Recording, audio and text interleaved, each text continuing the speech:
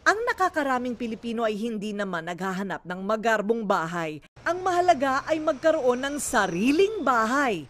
Tama? Tama! Sina Joey, Lerma, at Armando, ilan lang sa mga karaniwang Pinoy na kumikita ng husto lang sa pang-araw-araw na gastos. Pero ano ang meron sila ngayon? Aba, may sarili na silang lupa at bahay! Alam nyo ba, abot kaya na ng bulsa ang modernong bahay na ito sa isang subdivision sa General Trias sa Cavite.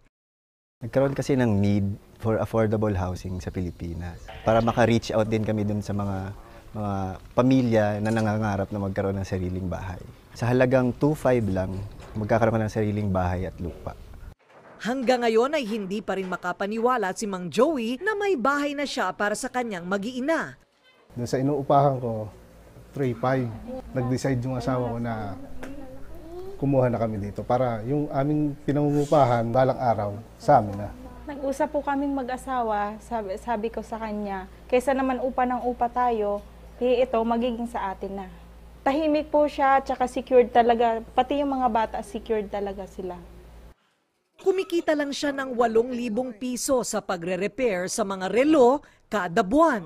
Bukod sa pagkain, binabudget din niya sa pag-aaral ng kanyang 2 anak. Si Lerma naman na tubong Iloilo, buwis buhay naman ang trabaho. Isa siyang lady guard sa isang establishmento.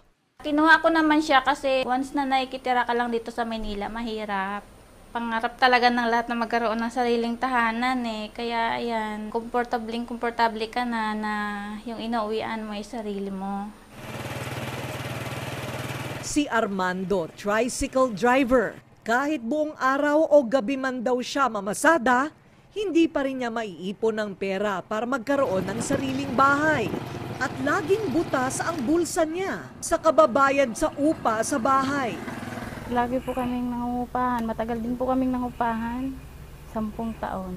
Masaya kasi siyempre nakapagpundar ako ng sarili ko para sa mga anak ko, para na rin sa asawa ko. Saka malapit na rin sa school na kung sakaling ang mga bata sa pag-aaral. At bilang tugon sa dumaraming populasyon na walang matirhan, naisipan ng isang real estate company na buksan ng oportunidad sa ating mga kababayan na makamit ang pinapangarap na bahay at lupa. Kung ang buwanang kita mo lang ay 8,000 piso pataas, akalain nyo pwede ka na palang magkabahay ngayon. Ang bahay ay simbolo ng tagumpay kung saan ay mabibigyan mo ng sariling tahanan ang iyong pamilya. 2,500 pesos lang ang buwanang hulog mo. Heto na ang modernong tahanan.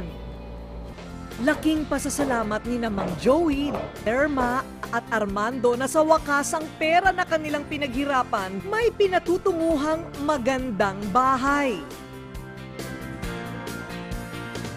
Hindi man ito marangyang kastilyo o kaya naman ay pyramid na yari sa bato, o bahay na kasing laki ng barko, ordinaryo man.